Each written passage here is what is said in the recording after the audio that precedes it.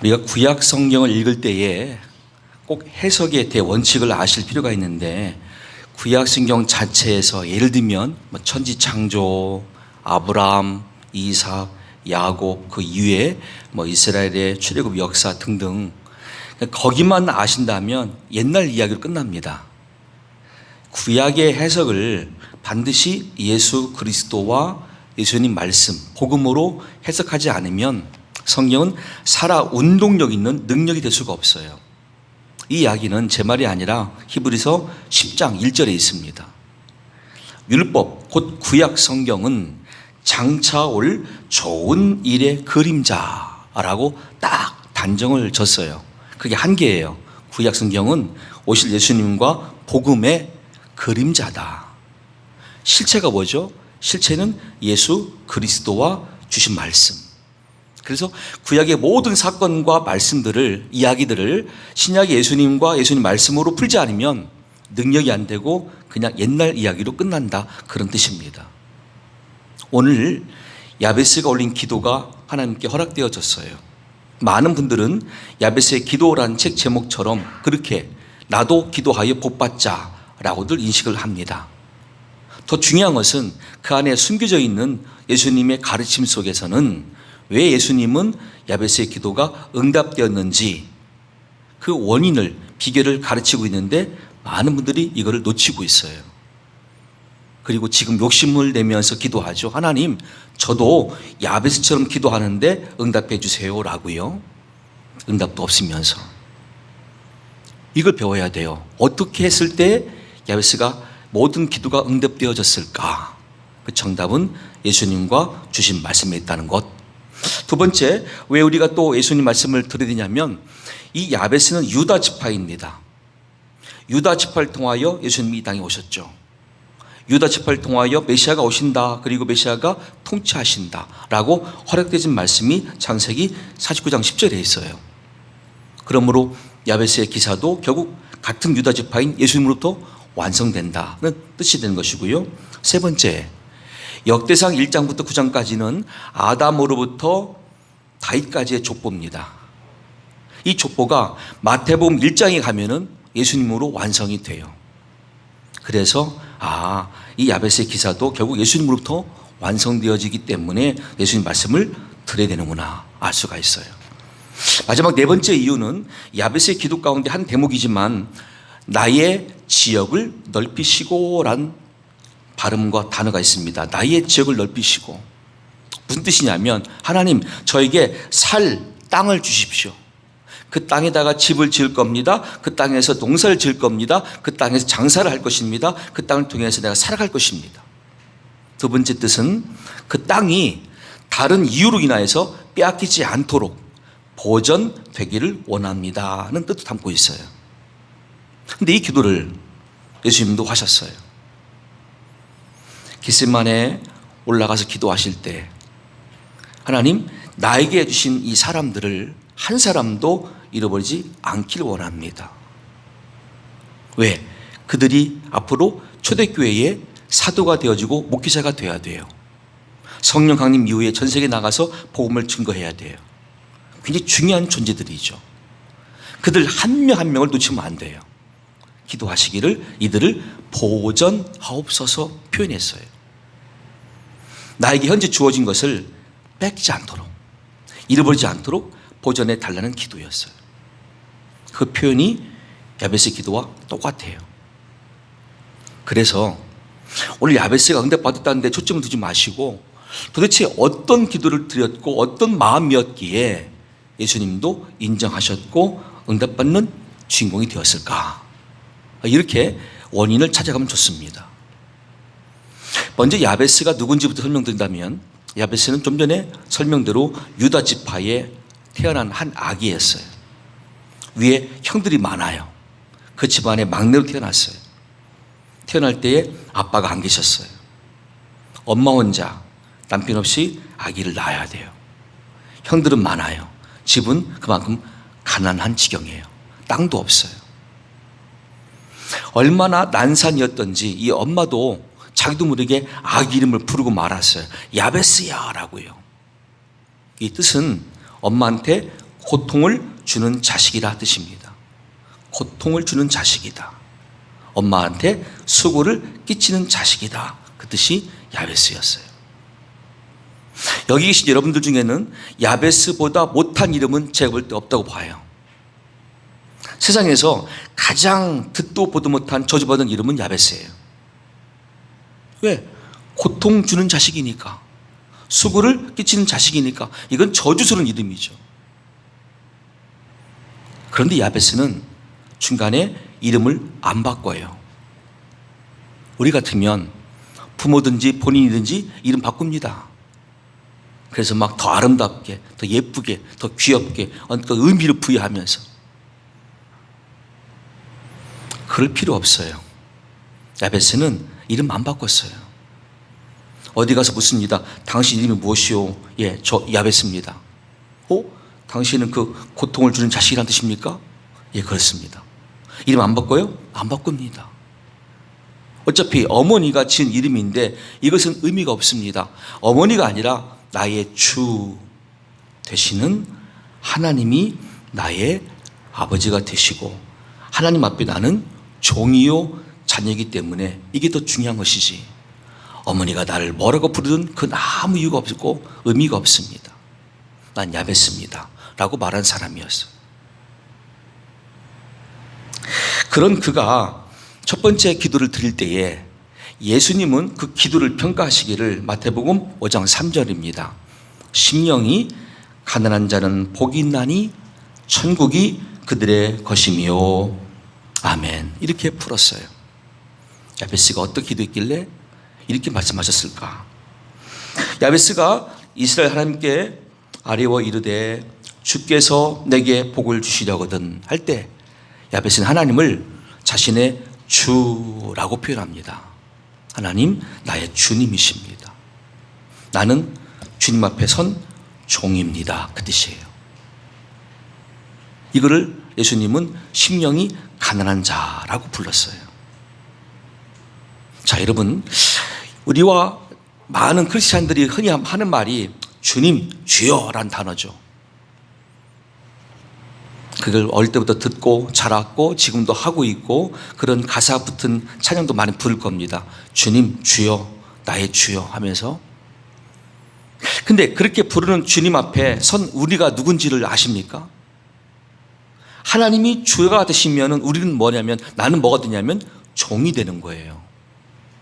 근데 종은 이거를 감수할 수 있을 때 종이에요. 예수님은 누가복음에서 종의 하루를 설명해 주셨습니다. 어느 집에 종이 있습니다. 이른 새벽에 주인이 말합니다. 자, 너 일 나가야 되기 전에 내 하루 살 식사를 준비해라. 준비한 다음에 일을 떠나서 들판으로 산으로 일을 다 마치고 저녁에 왔을 때에 주인은 한마디도 고맙다, 수고했다 말하지 않습니다. 보자마자 말합니다. 왔느냐? 내 저녁 밥을 차려라. 그리고 내 옆에 서서 반찬을 시중들어라. 그리고 수건으로 내 입을 닦아주어라. 다 물린 다음에서야 이 종은 자기 혼자 밥을 또 먹어요. 그리고 씻고 자는 거예요. 이게 종의 하루예요. 이럴 때 주인이 자기한테 너 수고했다 인정도 안 하고 칭찬도 안 해준 것은 당연한 것이고, 이게 반복되어질 때도 종은 늘 충성스러운 마음으로 똑같이 행한다고 말씀하고 있어요. 이게 종이에요. 왜 그럴까요? 이 종은 그래도 그 주인집을 떠나지 않길 원해요. 오히려 자기 귀에다가 구멍을 뚫기까지 하면서 주인에게 다짐해요. 주인님, 저는요 제 귀에 구멍 뚫고 저 앞에 선서합니다. 서약합니다. 저를 내보내지 마세요.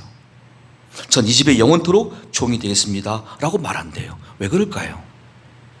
우리 같으면 하루 이틀 버티다가 그냥 바로 도망칠 것 같은데 이 종은 안 그렇다는 거예요. 왜? 살아보니까 이 주인만한 분이 안 계심을 발견했어요.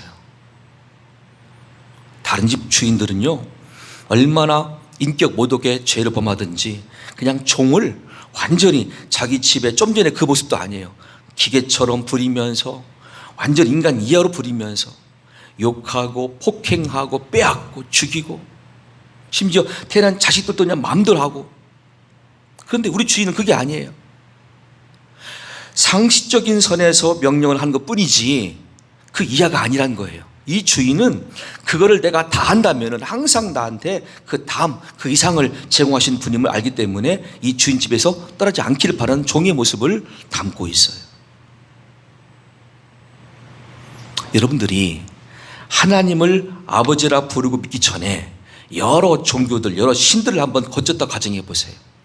내가 절간도 가보았고 천주교도 가보았고 이단도 가보았고 여러 무속 신앙도 가보았어요. 그중에 어떤 것을 이렇게 말합니다. 당신의 점괘를 보니까 이름 바꿔야 돼. 나한테 돈 많이 바치고 이름 바꿔. 이럴 수도 있을 거예요. 여러 환경을 다 거치고 왔어요. 그런데 내가 지금 와서 만난 하나님은 그런 분이 아니세요. 이름 바꿔라 말씀하지 않으세요. 이름 바꾸기 위해서 돈 바치라 말씀도 안 하세요. 우리가 어떤 행동을 가지고 구원받으라 말씀도 안 하세요. 하나님을 먼저 알라고 말씀하세요. 나 하나님을 알라. 그리고 내가 너희들 얼마나 사랑함으로 이 땅에 보낸 아들 예수를 또 정확히 알고 그 예수님을 마음으로 영접해라. 그것이 전부다. 이걸 말씀하세요. 이름 바꾸라 말하지도 않죠. 돈 바꾸라, 돈 바치라 말씀도 않죠. 행동으로 구제하라 말씀도 안 하죠. 뭐예요? 하나님이 누구신지를 알려고 하는데 그 하나님을 내가 알기 위해서 이렇게 예배 때 말씀을 듣고 집에서 말씀을 읽으면서 깨닫습니다. 하나님은 천지와 우주와 지구상에 있는 모든 피조물들 다 말씀으로 지으신 분이시고 사람만 흙으로 빚으시고 코에 생기를 불어넣어서 생명을 주신 생명의 주관자, 나의 통치자, 나의 주인이시구나를 알게 됐어요. 그 다음부터 우리는 외치게 됩니다. 나의 주인이신 하나님, 오늘 하루를 살아가면서 종에게 필요한 것 곧 생명이고요, 건강이고요, 지혜고요, 그리고 믿음의 역사와 필요한 물질, 인간관계를 형통케 해주세요라고 우리가 기도할 뿐이에요. 종으로서 당연히 올릴 수 있는 기도죠. 여기에 주인은 반응합니다. 이게 기도예요. 다시 말하면 기도하기 전에 먼저 주인 되신 하나님과 종된 우리 사이에 관계가 성립됐어야 돼요. 이게 기도 시작이죠. 가장 먼저 중요한 조건이에요. 나는 하나님을 누구라 부르느냐? 나의 주인이십니다. 그럼 주인이 명령하실 때에 누가 보면 종들처럼 너 그냥 아무 불평하지 말고 순종할 수 있어? 그게 종이니까요. 그 심정에서 야베스가 기도하는 거예요. 하나님만이 나의 주인이십니다. 나에게 지금 있는 어머니도 아니고 형들도 아니고 유다 지파의 어른들도 아니고 오직 하나님만이 나 인생의 주인이십니다. 종이 주인께 기도합니다.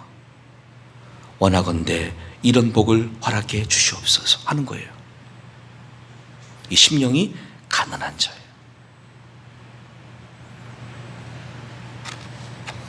이 가난의 말뜻은 그렇습니다. 파산당할 만큼 빚이 너무나 많아요. 남의 도움 없이는 살 수 없는 존재, 이게 가난의 뜻입니다. 그럼 예수님 말씀대로 심령이 가난한 무슨 무엇입니까? 하나님의 도우심 없으면 난 영적으로도 살 수 없는 존재라는 것을 자각한 종의 고백이죠. 물질만이 아니에요. 나는 근본이에요. 근본. 나의 근본은 흙덩어리에 성령이 오셔서 나가 생명된 존재인데 그 영을 거두신다면 살 수가 없습니다. 내 영을 새롭게 하시고 내 영을 충만케 하실 분은 오직 하나님이십니다. 심령이 가난한 상태예요. 시편 42편 1절 2절 말씀 보시면 하나님이여 사슴이 시냇물을 찾기에 갈급함같이 내 영혼이 주를 찾기에 갈급하니이다. 내 영혼이 하나님 곧 살아계신 하나님을 갈망하나니 내가 어느 때에 나가서 하나님의 얼굴을 배울까. 아멘. 여기 지금 제가 물을 들고 있잖아요. 저도 여러분도 식물도 동물들도 지구상에 있는 피조물들은 물을 필요로 해요. 그렇게 초기 원소가 물로서 구성되어 있어요. 그런데 사슴이 볼 때에 물이 우리 주변처럼 흔한 게 아니었어요. 이스라엘 광야 땅은 오아시스 몇 군데만 물이 나는 거예요. 지하수가 지표로 나온 몇 군데만. 그 몇 군데를 이 사슴만 알고 있을까요? 아니죠. 다른 짐승들 다 알고 있어요. 거기에 소와 양과 염소 다 나오죠. 그것만 있을까요? 아니죠. 사자도 있고 다른 맹수인 늑대도 있고 이리도 다 있을 거예요.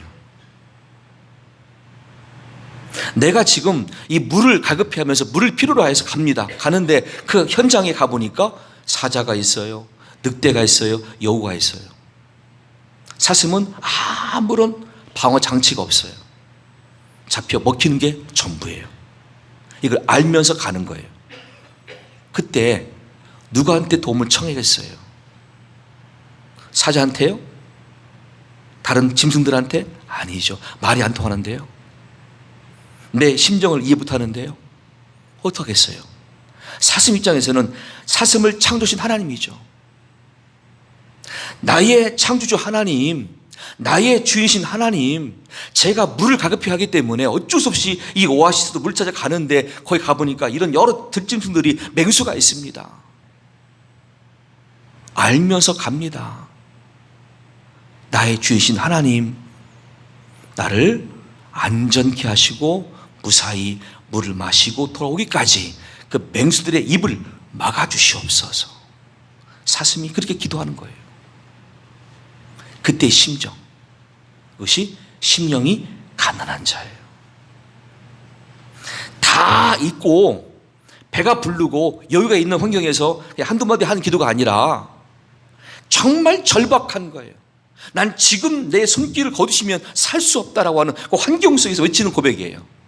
이게 심령이 가난한 자예요. 다른 말로 종의 기도예요. 주인님, 저에게서 손을 딱 뿌리신다면 나 갈 데 없어요. 살 수 없어요.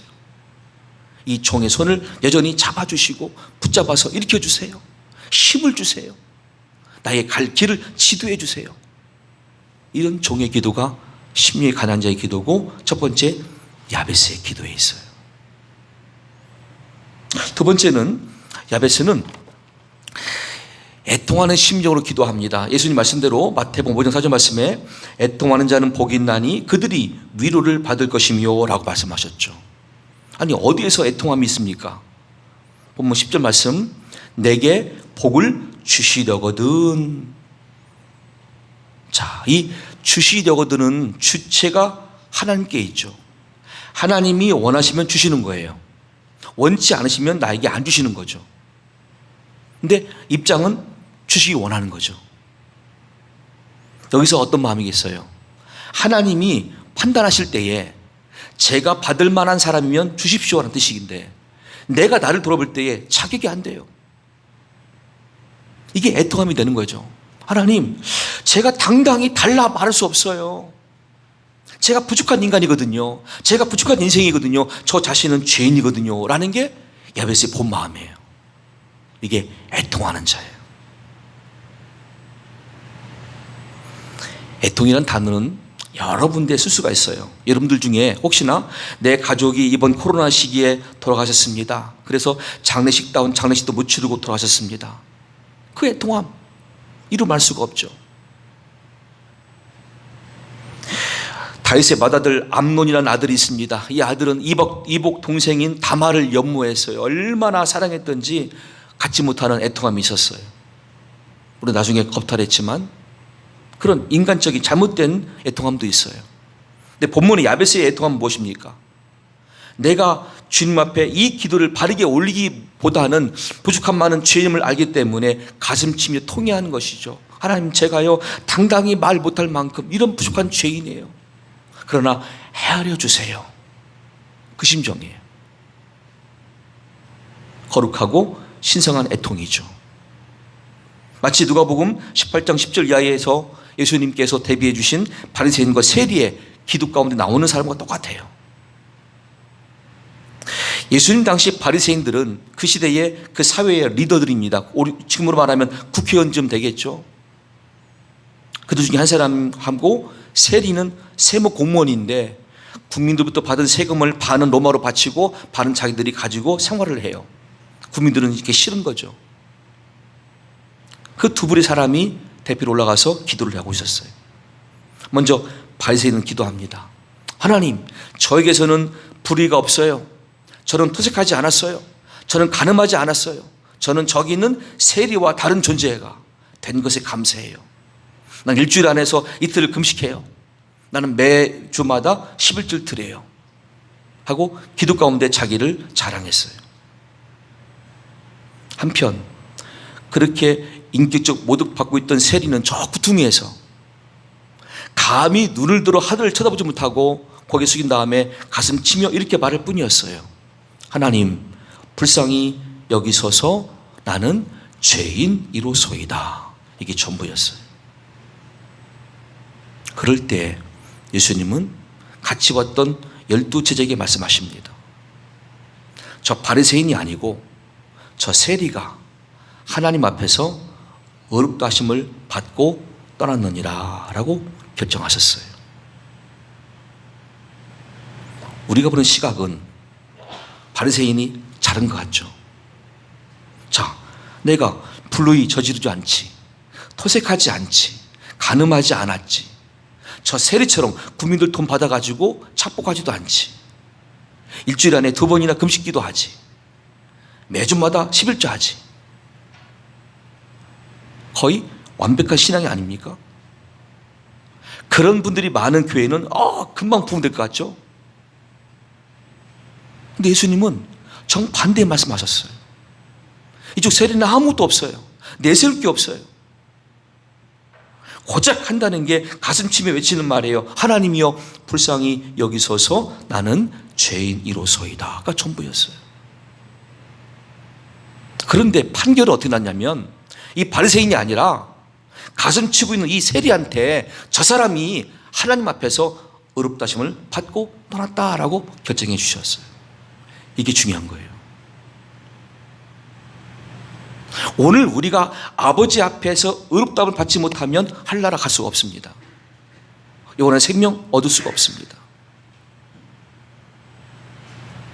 그것을 위해서는 오늘 우리가 필요한 자세가 애통하는 심정이 돼야 되는데, 내가 나의 부족함, 내가 나의 약점, 내가 나의 죄성을 많은 분들이 싫어하거든요. 인정부터 하고 고백해야 되는데 인정조차 하지 않는 시대에 살고 있어요. 하나님은 우리 마음 중심부터 감찰하시는 분이세요. 너의 마음 출발에 하나님을 두려움이 있고 너 자신을 볼 때 애통함이 있느냐 보시는 거예요. 야베스는 이 2가지를 다 이루었어요. 저는 주밖에 도움이 없습니다. 그리고 저는 지금 부족한 죄인입니다. 아버지의 처분만 기다립니다. 이런 기도예요. 3번째, 그런 과정 거친 야베스에게 드디어 하나님은 땅을 기업해 주실 텐데, 이 땅은 마태복음 5장 5절 말씀에 약속되어 있습니다. 온유한 자는 복이 있나니 그들이 땅을 기업으로 받을 것이며. 아멘. 이 땅은 실체입니다. 좀 전에 기도 2가지는 전부 다 자신과 주님과의 관계, 자기를 돌아보는 기도로 한다면 이 땅은 내가 지금 얻고자 하는 실체란 말이에요. 다른 말로 말하면 돈일 수 있어요, 건강일 수 있어요, 명예일 수 있어요. 실체가 지금 주어지는 장면인데 누구한테 주시냐? 온유한 자에게 주신다고 말씀하셨어요. 중요한 것은 온유한 자가 뭐냐는 거죠. 성경에서 말씀하는 온유한 자는 태어날 때부터 태생이 마음이 여린 게 아니에요. 아유, 저 사람은 마음이 너무 여려, 너무 마음이 착해. 그게 온유가 아니라, 우리가 원래는 하나님 바깥에 있을 때는 야생마 같은 그런 막 자연적 환경의 사람들이었어요. 제 멋대로, 내 기준대로 막 살아왔었어요. 그럼 우리가 말씀에 붙잡혀가지고 말씀과 성령 안에서 다듬어져요. 훈련되어져 가요. 길들여져 가요. 그게 온유라고 성경의 원뜻은 말씀하고 있어요. 전에 내 멋대로 들판을 휘젓고 다녔던 내가 어느 날 말씀에 딱 잡히고 성령이 잡혀서 스스로 절제하고 스스로 주 안에서 뜻을 구하고 말씀을 묵상하고 나도 모르게 달라져 있고 변화되고 있어요. 이게 온유예요. 그럴 때 하나님은 온유한 자에게 땅을 주신대요. 왜? 그래야 그의 사역 현장이 될 수가 있으니까요. 그의 가정일 수 있고 사업장일 수 있고 자녀들을 통해서 주신 열매일 수 있고요.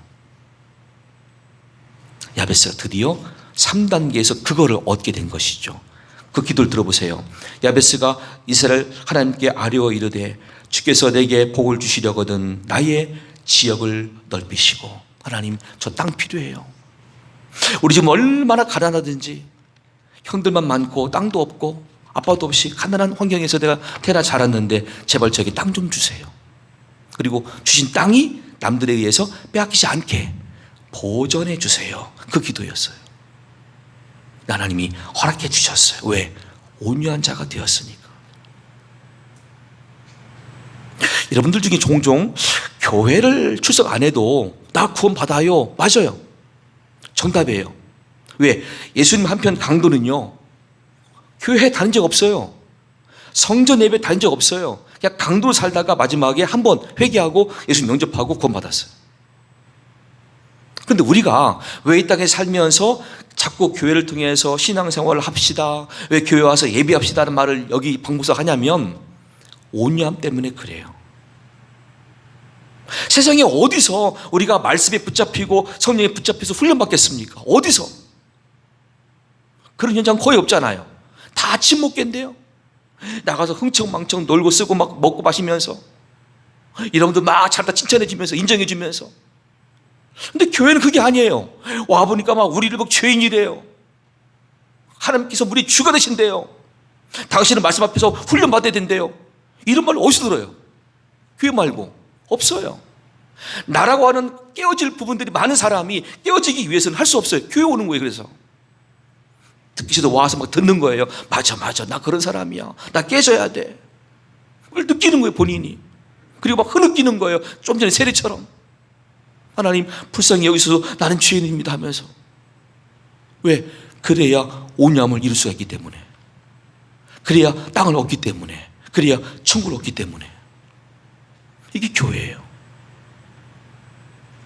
저는 이 땅 여러분들의 인생이 100살, 120살 때지는 알 수 없어 할지라도 남은 인생 동안 정말 후회 없는 삶을 살기 위해서는 우리가 이 온유함을 이루고 다 응답받아야 되는데, 그 영적 비결 가운데에 성전 예배, 교회당 예배, 교회 모임에 출석해서 내가 훈련받고 연단인 이 기회를 절대 놓치지 않으시기를 간절히 축원합니다.